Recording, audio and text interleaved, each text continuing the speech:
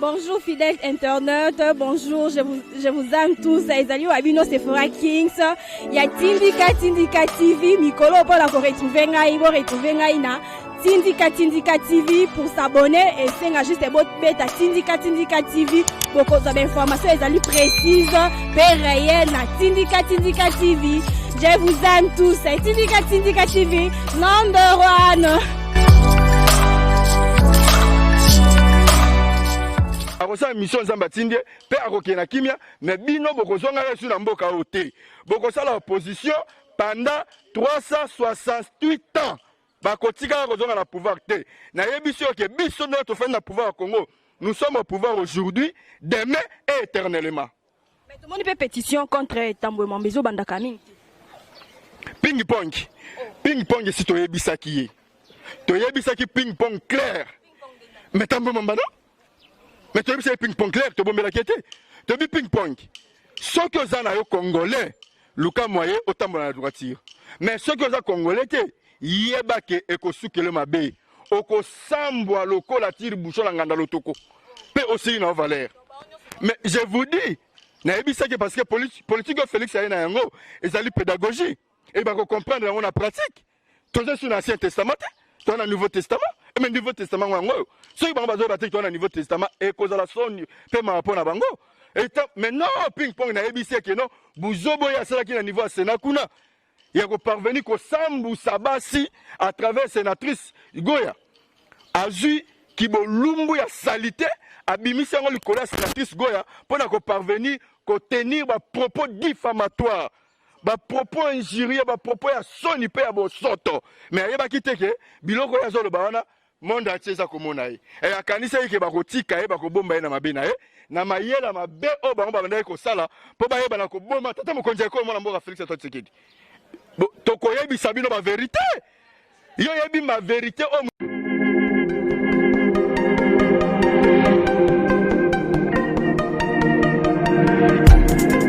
Après 25 ans d'expérience, eh oui, de 1995 jusqu'à ce jour, Elton Store, l'unique shop congolais de Londres, la Grande-Bretagne, où il la Londres, et ça la fierté à la communauté Nabiso, et surtout, il y a un homme d'affaires congolais sérieux dans la diaspora.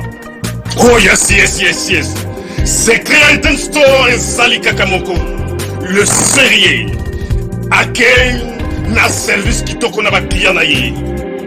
Avec ma produit, où il y a première classe, il y a qualité supérieure. Oh, il y a ma bombe à Eden Store. Oh yes, mon climat bimbe yeba. Ma maman à Londres va confirmer. Eden Store, c'est le berceau des produits cosmétiques. Il y a solo produits originaux. Et yes, les alipes perso y a produits alimentaires, naturels et organiques. Au travers de nos produits cosmétiques, Eden Store détient le secret. Secret ya solo, où ya poso ya maman moi c'est qui toko. Poso ya moi so penza basali kolula, poso ya moi so mobala kotala ya lembate. Poso so ko tamboli masanga sima. Eh oui, yango ne ba produit so te kama na kati Eden Store. Na ba produit alimentaire, où ya Eden Store, yango de secret ya cuisine ya maman congolaise. Eh oui, nyonso ko so penza mobali na yo ezali. Pondu, matembele, ngai, ndole, fumbwa, ndunda, bilembwe, oyo nyonso penza, oyo kobonga pona cuisine na ezali. Oh yes. Olingi mobali na yo asepela na yo libela na libela. Olingi mobali na yo atala ka yo lokola mwasi azali kolula sika. Oh yes. Olingi mobali na sisa biloko nyonso tela ka ye na mesa. Secret zali kaka moko. Eden Store.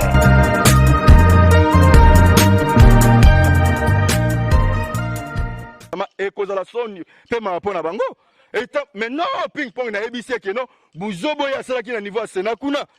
Il y a parvenu qu'au Sambou Sabasi, à travers sénatrice Goya, Azu, qui bo lumbu ya salité, a bimisi le collège sénatrice Goya, pour qu'on parvenu qu'au tenir des propos diffamatoires.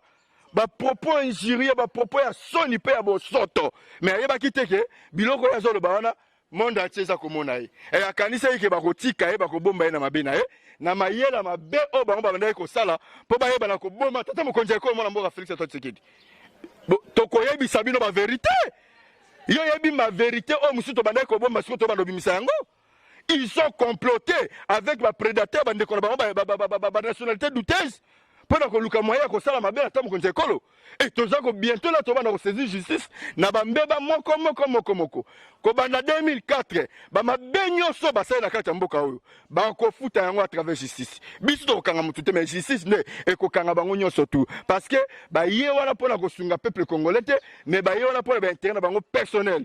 Bango ba ye na Sénat kuna po ba s'enrichir na mbongo ya Congo mais ba ye wana te pona ko sunga peuple congolais pona ko pesa accès na ba vote ya ba loi ya malamu. Non. Au mona wapi yo za président ya Sénat na bureau na yo un sénateur à vie un sénateur seulement azokota boye bino so bisu botelemi misu ba bambani misu ba komo beta ba shit ta théâtre quelle distraction bango ba ngana misu ba mboka distraction et fini la distraction est sili délivrance à Congo monani bino nyo surtout boza ba nationalité douteuse en tout cas place de sur mboka côté pardon to bondel bino place de sur mboka côté botika ba kolombo ka ba diriger mboka na bango siko na ndenga malamu et to yebi que cette fois-ci tata ko njekolo a ko décevoir bisoté à travers gouvernement union sacré pour la nation et ça gouvernement oyo ko ya ko travailler na volonté à peuple ceux qui to monipe bande ko ba ko buta bangambu ya ba FCC la muka o ba ko sana biso lisanga na gouvernement union sacré ceux qui va connaître la volonté à peuple te tokobenga na bango parce que Félix a eu pour travailler pour l'intérêt peuple boya wana te la gouvernement union sacré ya ko ba ko vimbisa na bino ko ba la baba sisa ko tonga ba immeuble to boyango pe boyo ba ke non boya na union sacré te pour ko ba ministre te boko ta conseiller Félix ba conseiller qui ta Félix botika ba nouvelle génération ko biso parti malanga tous on pose sa responsabilité na mboka oyo pour que te ba ko dresser mboka na makambo ebele parce que to comprendre que non tango bo sakana ki na mosolo mboka Congo ekoki et si to fungoli miso to tonga mboka biso kende liboso mboka tomoni pe bandeko bazali kozela signature ya ministre Silver Asila ko signer démission nae jusqu'à là tozali kozela toujours moi maloba mon mboka. Merci beaucoup mon mboka na yebisi déjà Pepe Lukamba na yebisi Pepe Nabi papa, AGC Kei ponayo. Bako sayo te. AGC Kei, Luka okene retraite na ona kimia, ofanda na kimia, kilon zamba to yali konase akobenga molimu ayo, epe ma kimia. Yango na lobaki ke Luka abima na grande porte. No Luka kobima na fenêtre, ndenge janini nani, mwana mboka janini mabunda abimi na fenêtre, abimi na soni pe na bosambulu. Lobi akoki ko sil sa plénière te. Tangu kaka mwana mboka mabunda moni baligi baba na makambo komia baba na ko compter ba voix atelemi na lombangu ngara keinda ko kingo ange komo sa pasi nga moyibi yo kingo ayo ko sa pasi lokoni na accident lokuta o zuta loko mona ba mi kingo gba okosa so kongo man na ba théâtre na bino zonga ndako po awa ndo linga ko piquer crise na miso batu azongi ndako na bisa oke a comité kaka linga komo liboso porte ya lupangu ba yebise okoi mbala mo kaka wana kata voiture aye a piquer bazupe mai basopeleka kata voiture voyez babimisa ya kota ndako alingi alalela ika la porte libanda tina tongo alalika la porte na libanda ndako ya kata voiture tina tongo ha balobi Bible lobby celui qui tue par le paix périra par le paix et celui qui tue par mention périra aussi par mention yango wana c'est la Bible qui dit ezalingate évangile ya et critique sainte nde lobi yango moni sali bango na place ya komiwana et na yebisi Pepe Lunga aluka bima na grande porte les lots na yebisi que depuis lobby na lobby na ba 5h-3 luka moyo yo moko kene na lombangu et pas tant ko njeko kene ko déposer lettre de démission kozela na yo te po okosambwa lokola tire bouchon na nganda lotoko ndenge zanga na valeur okosambwa lokola mabumutango esila ka glace ndenge komaka na yebisi Pepe Lunga bima la grande porte po osambwa te parce que la minute oyo pouvoir rester kei pouvoir rester basculer baloba ke ba nommer informateur yo zo résister ba période 48 heures au kanisa ka ke non ba sa ba théâtre mais na minute oyo déjà parlement basculer oko résister kaka parce que mo konyambo ka koloba sur le côté parlement ka ne mtiko lobelo ko pona yo parlement oyo basculer ndé mo mtiko loba pona yo yango na koyebisa na Pepe Lunga il est temps à kotika lettre de démission na accordé ka journal lelo et dans le journal suka soki aboy ko ya kotika lettre na journal lelo a lobby a mona sort na ye a mona sort na ye zesu ya koloba te ye mo ko sibir yango ndenge pe mabunda na batu na ya bureau ba sibir yango Ndeko banja 6 neption intento comme vraiment na suka l'émission na biso na koluka na zoma mot de la fin pa mona mboka et puis pour na bat baza pour ça ko contacter au bonzo ndeni mona mboka Oui, merci beaucoup. D'abord, on a connu ça na Congo mani surtout. Oba kolandanga ilibanda Congo, ba diaspora surtout. Pena ba kolandanga na nganda jika, oba kolandanga na bolomba, na bongandanga, oba kolandanga na ba province surtout kuna na makelekele na koyebisa na bango boye. Tata mokonzi ekolo ayewana pona ko répondre. Pe kozongisa sourire au kati ya bakongomani par rapport ya oyo nyonso tobungisa kitango molai lelo oyo délivrance ya Congo esi emonani à travers Félix Tshisekedi oyo babengaki ye marionnette oyo babengaki ye placebo oyo babengaki ye bakombo nyonso bapesaki ye azalaki kaka kimia parce que ayebaki mission nini nzambe atindaki na mboka Congo elelo mission yango ekomi koseréalize ekomi kolata nzoto na koyebisa na badiaspora nyonso tu oyo bazali baza ba-entrepreneur oyo bazali na ambition ya minene mpona koyeba na koconstruire mboka biso mpe na koyeba na koya na baentreprise na mboka biso bazonga mboka Congo bakoservi mboka ya bango mboka bakoko na biso parce que Félix alobi oyo ezali mboka ya bakoko na biso mpe tata mokonzi ya ekolo tokosenga na yo na gouvernement ya union sacré kosalela sentiment te toboyo frère ami non tiela biso bavrai congolais bana mboka des hommes compétents et capables oba ko ya uniquement ko répondre na vision pe na programme na yo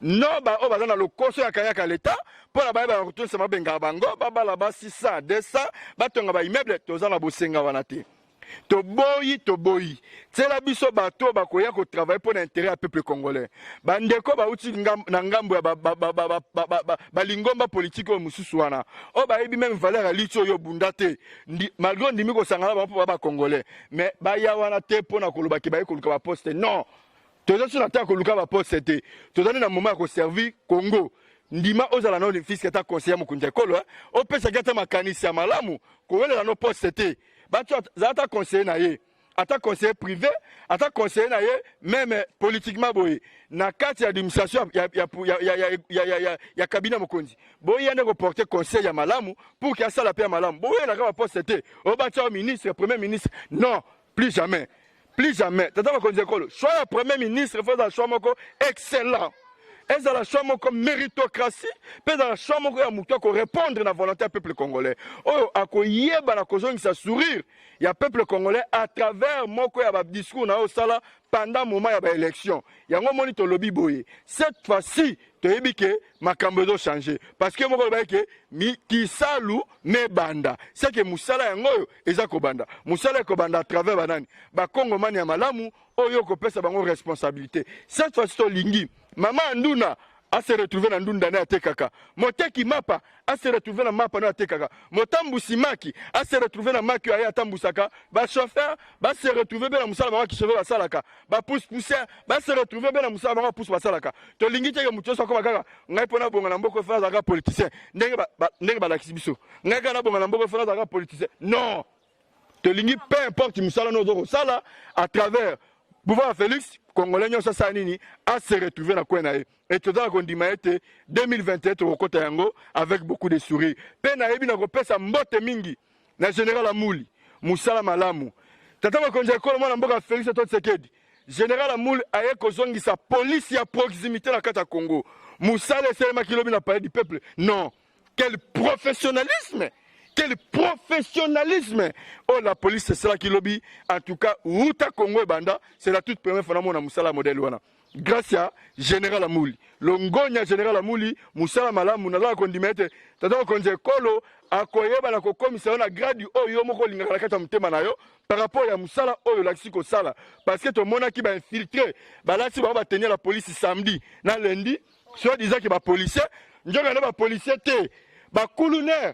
Omona police bimisi ba honnête ngana commanda soko sera na oboma policier obimisi ba honnête ngana commando so sera na oboma policier lo ba boete oza kuluna ba policier soda a parvenu civil a bamili banga policier beta rande gaz et ça est dispersé bas policier lo kotita mabanga minene ngape na sala kuluna bo bien kote oyo eza bakuluna eza bapolisier te tocomprendre aso ke batindela biso bakuluna pe en plus tout entour ya palais du peuple ba policier bazaka wana mais tala bo sambulo ba policier basalaki pona otesa ke no ba policier te ba kotisi ba machete na kati ya hémicycle po ba kosani ko se mettre le peu des ordres tu comprenez que non mabe commis tata ko njekolo général Amouli changer biso ba élément nyonso tout la pays du peuple tous les policiers pays du peuple longola bango pe en plus to kosenga na 2021 il faut ça le changement.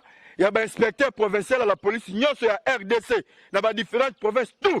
Parce que tu comprends que non, il y a beaucoup d'inspecteurs provinciaux, il y a différentes provinces, ce sont les hypocrites, les scribes, les pharisiens, vont travailler sous instruction, il y a Kingakati. Aussi longtemps que la police est neutre indépendant au service de la nation. Il y a un numéro de téléphone, il y a un Congo, plus 243 900 65 47 62 plus 243 965 47 62 numéro nganga wana butulo kola moi na nzela WhatsApp komela ngai même appel benga mais na koyebisa bino ke elongo na Félix Kongo ango eza kobonga ngai pati malanga na tanga ba kelasi na silisa na daki sur espoir te parce que misala o ba elaki biso na régime passé à Kabila ezalaki ka winner na Paris Foot ngai kala ke na kobeta ka winner na Paris Foot mukoni na ko construire na ndako ngai mukoni pe libota ngai ko se retrouver mais lelo na zala ko ndima ete Félix aza ko zongisela biso sourire na ndimi ya solo ke na ko zo musala à travers pouvoir à Félix parce que et si n'a perdu espoir mais cette fois-ci nandimi ke na kozwa musala puisque tout le monde déjà moko ya changement ndenge comme ko ya na mboka misala o nyoso ba elaki biso ya lokuta ba comme ça biso ba kulune na makasi ba jeune be ba ko ba kulune po ba sa nini to boma na biso ba congolais ba sila po ba étranger ba sa nini ba ko kipe mboka o mais fini la récréation ndeko Kabila elongo na FCC bo bongama bo sala opposition bo ka guya opposition pe ndenge zalaka bo zo ba gaz lacrymogène na lota ki na ndoto na ebisa yo mama na ngai marche liboso FCC sali ba beti Kabila gaz na mutu mais je vous dis ndeko bete faulu marche ka liboso FCC sali na loti Kabila zu gaz na mutu alobi makambo ngo za boye na kosana ngai so opposition te na tiki na ngana luka peya kena kendo fanda na loti yango pe na moni ke no opposition ya bango mbalo ha ekozala nde sombele suka bisanga bolobomboka bingwele. Merci mon amboka fidèle internaute comme vraiment na suka émission na biso merci pour le mandeko no sozi ba ko ya koyamba biso to ya kolanda biso na kata tinika télévision pour le mandeko bazui tante tongonga te bo meka ko panza sango pe ko partager na mandeko mususu et ko sala vraiment malam bo s'abonner massivement na tinika télévision et ko sala vraiment malam na bo santé chaque caméraman na ngai na bo sani susu te Mike Luza de Papa no monde quant à moi on se dit au revoir à la prochaine numéro.